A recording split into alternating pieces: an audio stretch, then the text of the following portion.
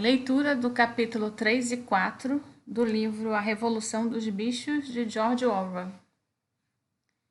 Capítulo 3. E como trabalharam para juntar aquele feno? Mas o esforço foi recompensado, pois a colheita deu um resultado muito melhor do que esperavam. Por vezes, a tarefa foi dura. Os implementos destinavam-se ao uso de seres humanos, e foi uma enorme desvantagem o fato de nenhum bicho poder utilizar ferramentas que exigissem a posição em pé sobre as patas traseiras. Mas os porcos eram tão imaginosos que conseguiram contornar todas as dificuldades. Os cavalos conheciam cada palmo do terreno e, na realidade, sabiam ceifar e raspar muito melhor do que o Jones e seus empregados. Os porcos não trabalhavam, propriamente, mas dirigiam e supervisionavam o trabalho dos outros. Donos de conhecimentos maiores, era natural que assumissem a liderança. Sansão e Quitéria atrelavam-se à ceifadeira ou à grade, naturalmente não havia mais necessidade de freios e rédeas, e andavam pelo campo, para lá e para cá, com um porco atrás gritando, "Eia, camarada!" ou "A volta agora, camarada!", conforme o caso. E cada animal, até os mais modestos, trabalhou para colher e juntar o feno.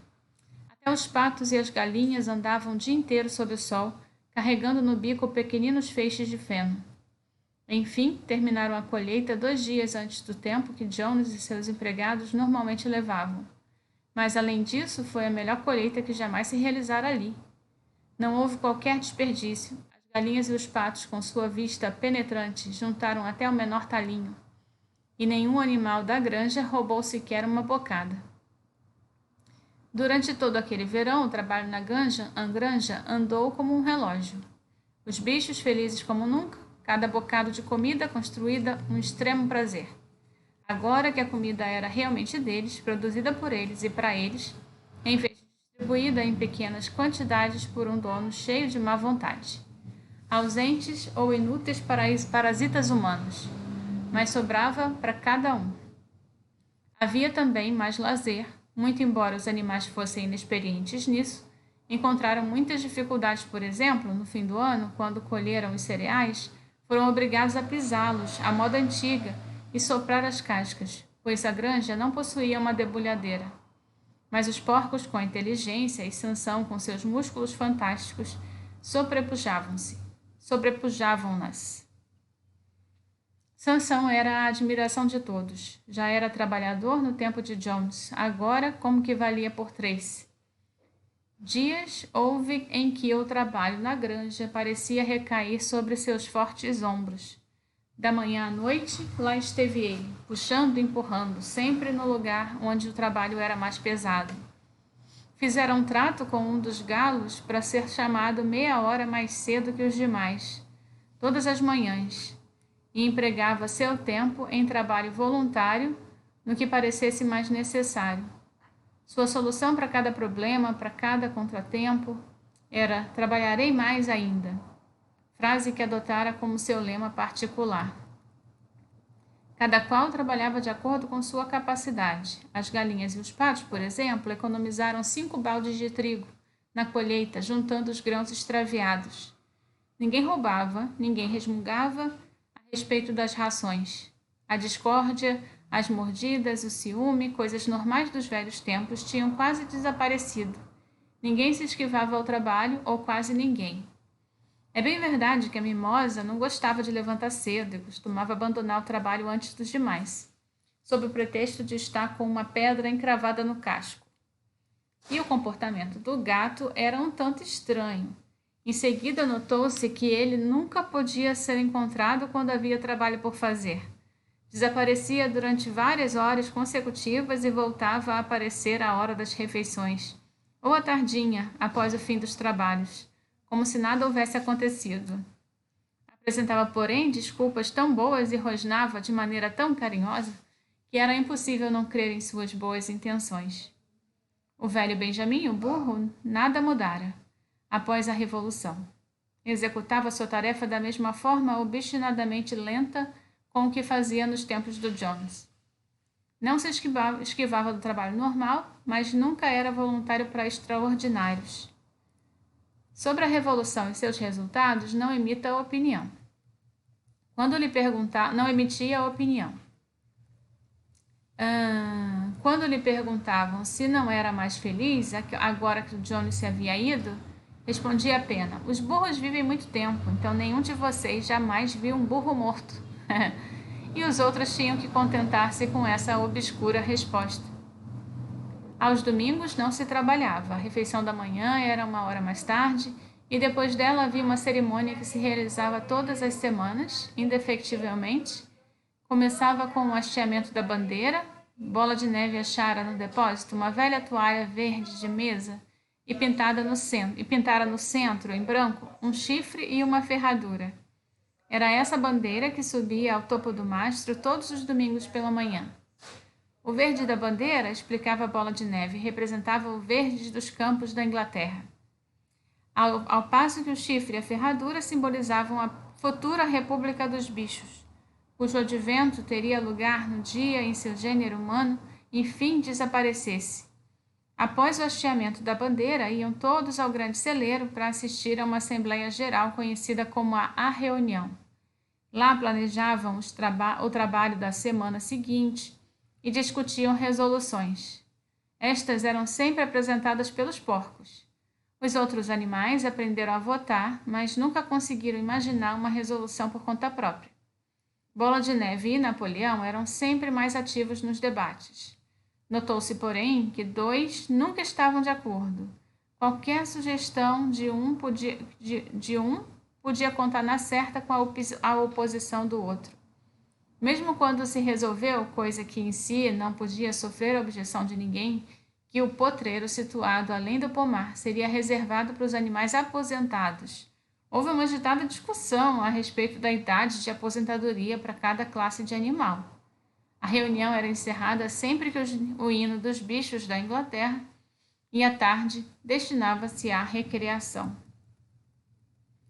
Os porcos reservavam o depósito de ferramentas para a sede da direção. Ali, à noite, estudavam mecânica, carpintaria e outras artes necessárias, em livros trazidos da Casa Grande.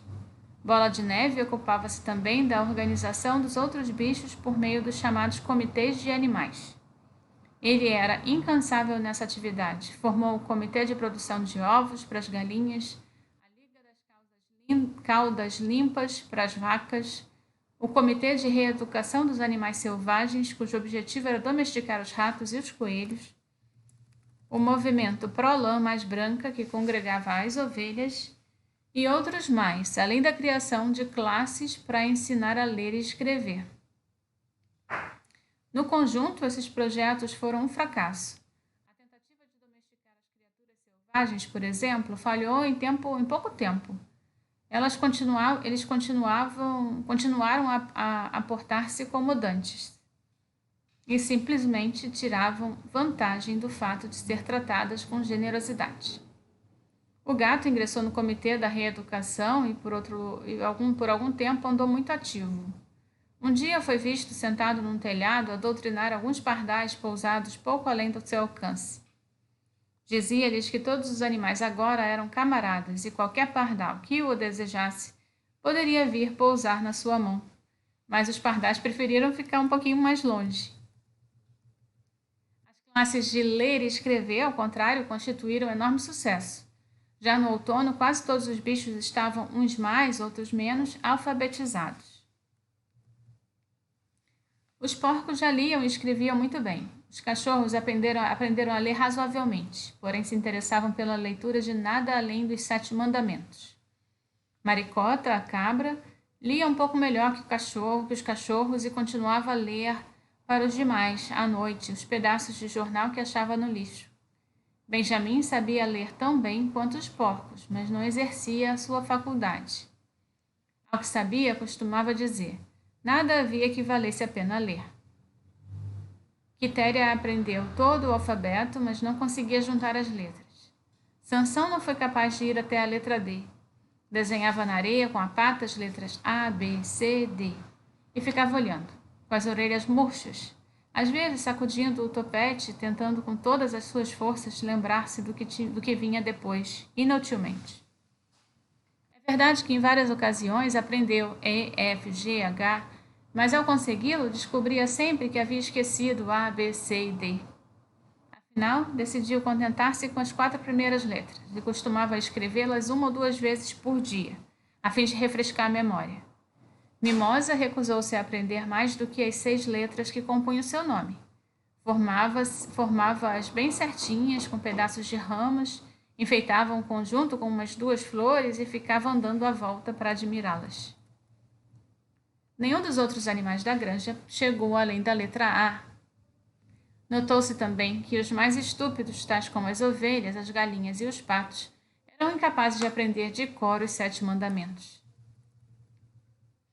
Depois de muito pensar, Bola de Neve declarou que, na verdade, os 7 mandamentos podiam ser condensados numa única máxima, que era 4 pernas bom, 2 pernas ruim. Aí se continha, segundo disse ele, o princípio essencial do animalismo. Quem o seguisse firmemente estaria a salvo das influências humanas. A princípio, os pássaros fizeram objeção, pois lhes parecia que estavam no caso das 2 pernas. Porém, Bola de Neve provou que tal não acontecia. A asa de uma ave, camaradas, é um órgão de propulsão e não de manipulação. Deveria ser olhada mais como uma perna. O que distingue o homem é a mão, o instrumento com que penetra toda a sua maldade. As aves não compreenderam as palavras de Bola de Neve, mas aceitaram a explicação, e os bichos mais modestos dedicaram-se a aprender de cor a nova máxima: 4 pernas bom, 2 pernas ruim. O que foi escrito na parede no fundo do celeiro, acima dos 7 mandamentos e com letras bem maiores. Depois que conseguiram decorá-la, as ovelhas tomaram-se de uma enorme predileção por essa máxima e frequentemente deitavam na relva e ficavam a balir. 4 pernas bom, 2 pernas ruim. 4 pernas bom, 2 pernas ruim. Durante horas a fio, sem nunca se cansar. Napoleão não tomou interesse algum pelos comitês de Bola de Neve. Dizia que a educação dos jovens era mais importante do que qualquer coisa em favor dos adultos. Aconteceu que Lulu e Ferrabás deram cria, logo após a colheita do feno, e a 9 robustos cachorrinhos. Tão logo foram desmamados, Napoleão tirou-os das suas mãos, dizendo que ele próprio se responsabilizaria por sua educação. Levou-os para o sótão, que só podia ser atingido por uma escada do depósito, e os manteve em tal reclusão que o resto da fazenda logo se esqueceu de sua existência. O mistério do leite pronto se esclareceu. Era misturado à comida dos porcos. As maçãs estavam amadurecendo, e a grama do pomar cobria-se de frutas derrubadas pelo vento. Os bichos tinham como certo de que as frutas deveriam ser distribuídas equitativamente. Certo dia, porém, chegou a ordem para que todas as frutas caídas fossem recolhidas e levadas ao depósito das ferramentas, para consumo dos porcos. Alguns bichos murmuravam a respeito, mas foi inútil. Os porcos estavam todos de acordo sobre esse ponto, até mesmo Bola de Neve e Napoleão. Garganta foi enviado aos outros para lhe dar explicações. Camaradas, gritou. Não imaginais, suponho, que nós, os porcos, fazemos isso por espírito de egoísmo ou privilégio. Muitos de nós até nem gostamos do leite de maçã. Eu, por exemplo, não gosto. Nosso único objetivo, ao ingerir essas coisas, é preservar nossa saúde. O leite e a maçã está provado pela ciência, camaradas. Contém substâncias absolutamente necessárias à saúde dos porcos. Nós, os porcos, somos trabalhadores intelectuais. A organização e a direção dessa granja repousam sobre nós. Dia e noite velamos por vosso bem-estar. É por vossa causa que bebemos aquele leite e comemos aquelas maçãs. Sabeis o que sucederia se os porcos falhassem em sua missão? Jones voltaria. Com toda certeza, camaradas, gritou Garganta, quase suplicante, dando pulinhos de um lado para o outro e sacudindo o rabicho.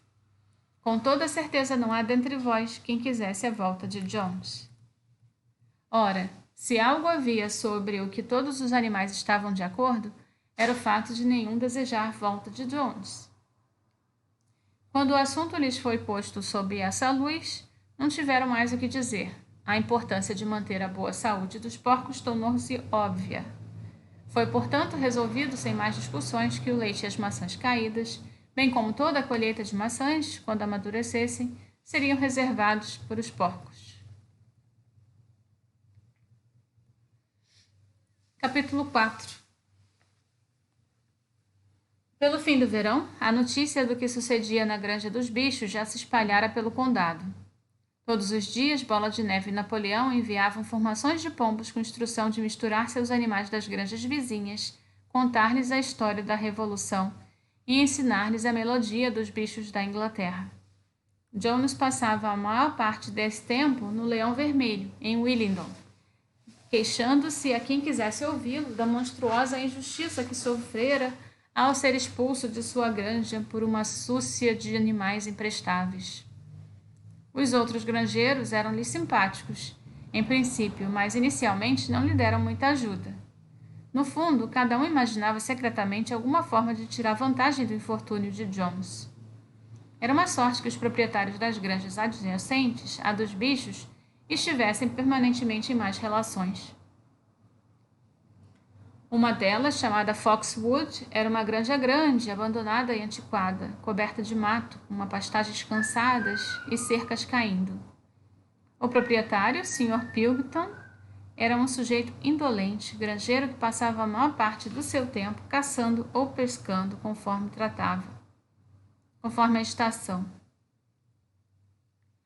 A outra granja, chamada Pinchfield, era menor e mais bem tratada. Seu proprietário era o Sr. Frederick, homem rude e sagaz, permanentemente envolvido em processos na justiça e com a reputação de levar a cabo barganhas muito difíceis. Os dois se hostilizavam tanto que lhes era sumamente difícil chegar a qualquer acordo, mesmo em defesa de seus próprios interesses. Todavia, ambos estavam assustados com a revolução da Granja dos Bichos e desejosos de prevenir que seus próprios animais tomassem maior conhecimento sobre o assunto. De início, acharam graça a ideia dos bichos gerirem por si próprios uma granja. O caso todo estaria acabado numa quinzena, diziam, e diziam também que os animais da Granja do Solar insistiam em chamá-la Granja do Solar. Não admitiam o nome a Granja dos Bichos. Estavam lutando entre si e não tardariam a definhar até morrer. Como o tempo passava e os animais evidentemente não definhavam, Frederick e Pilkington mudaram de tom e começaram então a falar de terríveis perversidades que estavam ocorrendo na Granja dos Bichos. Comentavam que os animais praticavam canibalismo, torturavam uns aos outros com ferraduras ao rubro e tinham suas fêmeas em comum. Isso era o que adivinha do desrespeito às leis da natureza, diziam Frederick e Pilkington. Entretanto, nunca ninguém acreditou nessas histórias. Boatos de um sítio maravilhoso de onde haviam sido expulsos os seres humanos e onde os bichos tomavam conta dos próprios negócios continuavam a circular em formas vagas e desfiguradas. E durante todo aquele ano, uma onda de revolta percorreu a região. Bois que sempre haviam sido tratáveis, repentinamente se tornaram selvagens. As ovelhas derrubavam cercas e comiam trevo. As vacas davam coices nos baldes, os cavalos de salto refugavam os obstáculos, jogando os cavaleiros do outro lado. Sobretudo, a melodia e mesmo a letra de bichos da Inglaterra tornavam-se conhecidas em toda parte. Espalhavam-se com espantosa rapidez. Os humanos não podiam conter a raiva ao ouvirem essa canção, embora quisessem encará-la como simplesmente ridícula. Não conseguiam compreender, diziam que mesmo animais chegassem ao ponto de cantar aquela porcaria. O bicho que fosse apanhado a cantá-la seria chicoteado.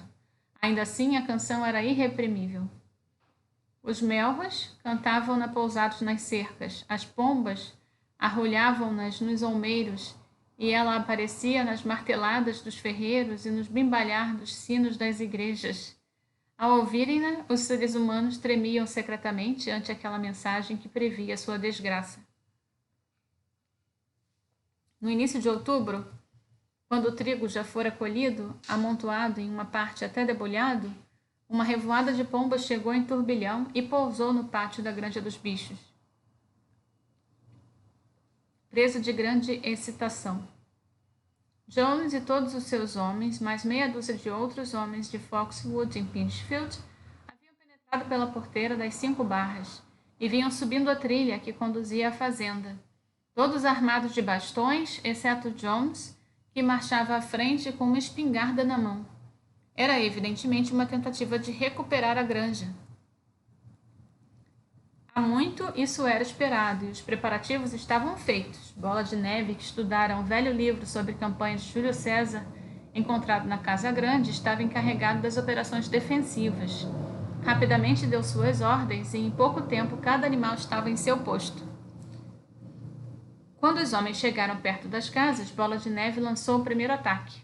Os pombos, em número de 35, voaram por cima dos homens e defecaram no ar sobre eles. Enquanto os homens atrapalhavam-se com isso, os gansos, até então escondidos nas sebes, avançaram e bicaram-lhe as pernas energicamente. Mas isso era apenas uma pequena manobra de escaramuça, destinada a criar confusão, e os homens facilmente espantaram os gansos como uns bastões, Então, Bola de Neve lançou uma sua segunda linha de ataque.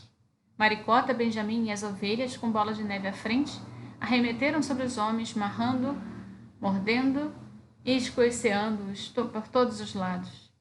Novamente, porém, os homens com os bastões e os coturnos rústicos foram mais fortes, e de repente, a um guincho de Bola de Neve, que era o sinal para bater em retirada, todos os bichos volveram à frente e fugiram para dentro do pátio, através do portão. Os homens soltaram então um brado de triunfo. Viram tal como haviam imaginado seus inimigos em fuga e lançaram-se no encalço, desordenadamente. Era justamente o que Bola de Neve desejava. Tão logo eles entraram no pátio, os 3 cavalos, as 3 vacas e o restante dos porcos, que estavam emboscados atrás do estábulo, surgiram-lhes inesperadamente à retaguarda, cortando a retirada. Bola de Neve deu o sinal de carga. Ele próprio correu na direção de Jones. Vendo, Jones levantou a arma e atirou. Os projéteis abriram riscos sangrentos no dorso de Bola de Neve, e uma ovelha caiu morta. Sem titubear um só instante, Bola de Neve lançou os seus 100 quilos contra as pernas de Jones. O homem foi jogado sobre um monte de esterco, e a arma voou-lhe das mãos. Porém, o espetáculo mais terrível, entre tudo, era Sansão, erguendo-se nos posteriores e dando manotaços com seus cascos ferrados, feito um garanhão.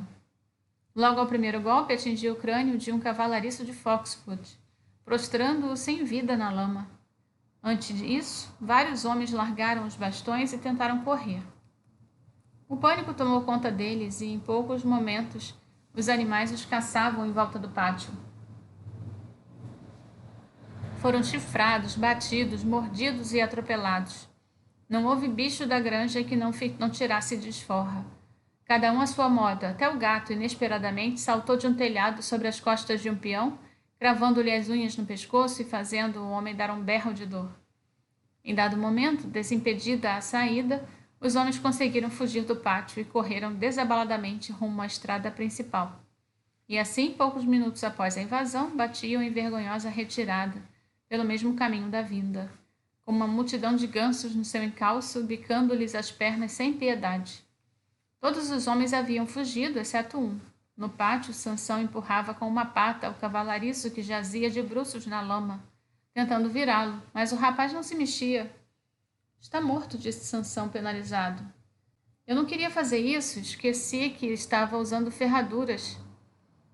Quem acreditará que eu não fiz de propósito? Nada de sentimentalismos, camarada, gritou Bola de Neve, de cujos ferimentos o sangue jorrava. Guerra é guerra, ser humano bom é ser humano morto. Eu não desejo tirar a vida de quem quer que seja, nem mesmo de um ser humano, repetiu Sansão com os olhos cheios de lágrimas. Onde está Mimosa? Perguntou alguém. Mimosa realmente havia desaparecido. Por momentos houve grande alarme. Temeu-se que homens a tivessem ferido, ou mesmo a levado com eles. Por fim, foi encontrada em sua própria baia com a cabeça escondida no feno da manjedoura. Havia fugido no momento do tiro da espingarda e quando voltaram após encontrá-la foi descobrir que o cavalariço, que na verdade havia apenas desmaiado, já voltara a si e desaparecera. Os bichos então tornaram-se a reunir-se, presas da maior excitação, cada qual narrando suas façanhas na batalha com a voz mais alta que conseguia.